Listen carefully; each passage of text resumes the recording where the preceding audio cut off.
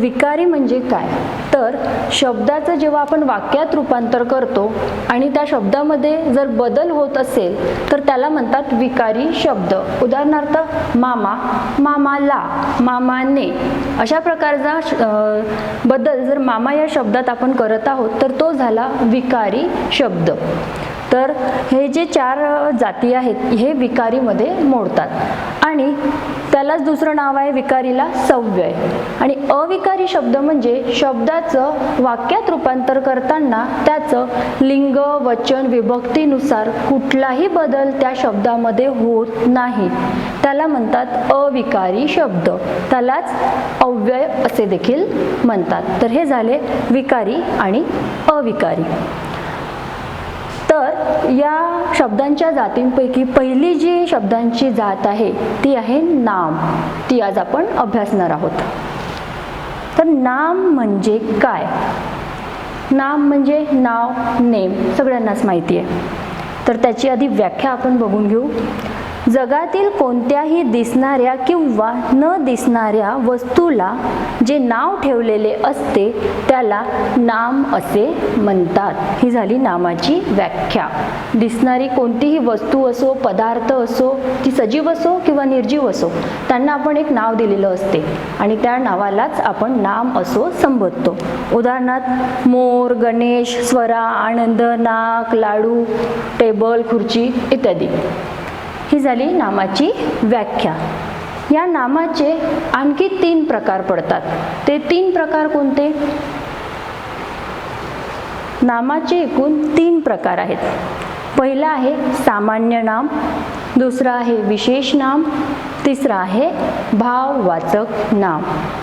सामान्य नाम म्हणजे कॉमन नाउन, ज्याला आपण म्हणतो इंग्रजीमध्ये कॉमन नाउन. त्या सामान्य नामाची व्याख्या याप्रमाणे: ज्या नामाने एकाच प्रकारचे वस्तू, प्राणी किंवा पदार्थ यांचा बोध होतो त्या नामाला सामान्य नाम असे म्हणतात. एकसारख्या दिसणाऱ्या ज्या वस्तू आहेत, पदार्थ आहेत, त्यांना आपण वेगवेगळी नावे देत नाही. त्यांचं एक पर्टिक्युलर नाव ठरलेलं असते, त्यालाच म्हणतात सामान्य नाम, कॉमन नाउन. उदाहरण बघा. गणेश हुशार मुलगा आहे. इथे मी एका शब्दाला अंडरलाईन केलेली आहे, तो म्हणजे मुलगा. मुलगा कोणताही असो, राम असो, गणेश असो, श्याम असो, कोणताही असो, आपण त्याला मुलगाच म्हणू. तर ते झालं सामान्य नाम, जे सारख्या दिसणाऱ्या, सारख्या भासणाऱ्या सगळ्या वस्तूला, पदार्थाला लागू होते, ते झालं सामान्य नाम. दुसरं उदाहरण बघा. सातपुडा उंच पर्वत आहे. पर्वत कोणतेही असो, सातपुडा, हिमालय, सह्याद्री, त्याला पर्वत असंच आपण संबोधू. म्हणजे सारख्या दिसणाऱ्या वस्तूंना दिलेलं नाव म्हणजे सामान्य नाम. हे झालं पहिलं नामाच्या प्रकारामधील सामान्य नाम. दुसरा प्रकार आता आपण बघणार आहोत विशेष नाम. विशेष नामाची व्याख्या बघा. ज्या नामाने एका विशिष्ट व्यक्तीचा, प्राण्याचा किंवा ठिकाणाचा बोध होतो त्या नामाला विशेष नाम असे म्हणतात.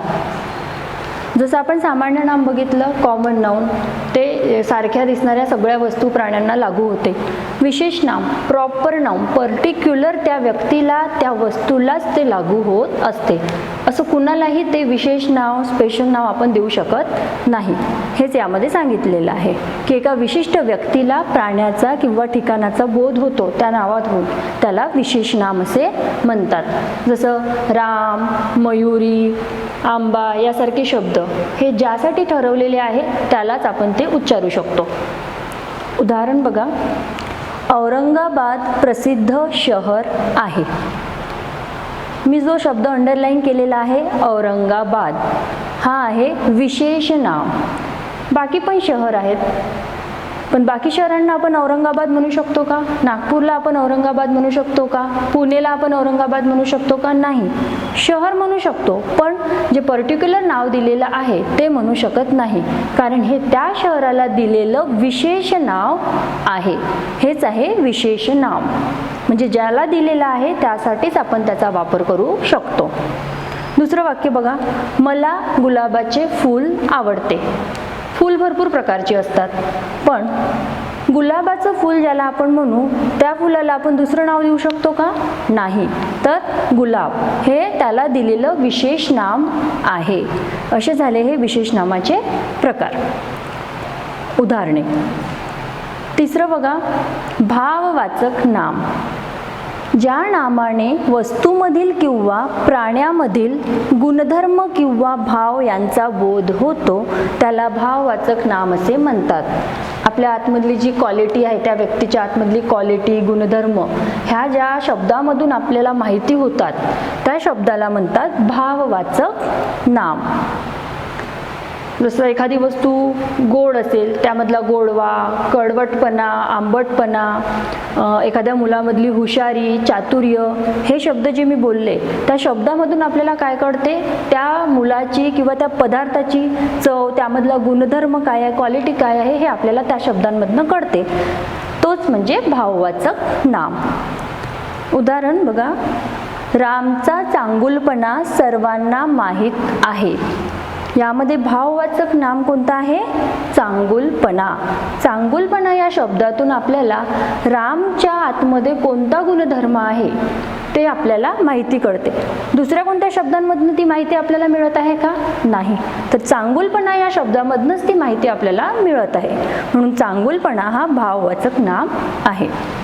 दुसरं एक्झाम्पल बघा, आंबा फारच गोड होता. आंबा कसा होता? गोड होता. कोणत्या शब्दावरून कळलं? गोड या शब्दावरून कळलं. आंब्यामधला गुणधर्म आपल्याला ज्या शब्दामधून कळला तो म्हणजे त्याचा भाववाचक नाम.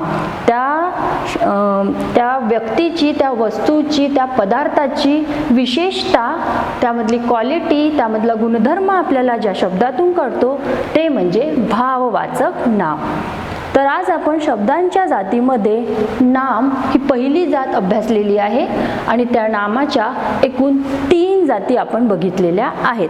सामान्य नाम, विशेष नाम आणि भाववाचक नाम. यापुढील जो दुसरा प्रकार आहे तो आपण नेक्स्ट व्हिडिओमध्ये बघू. थँक्यू.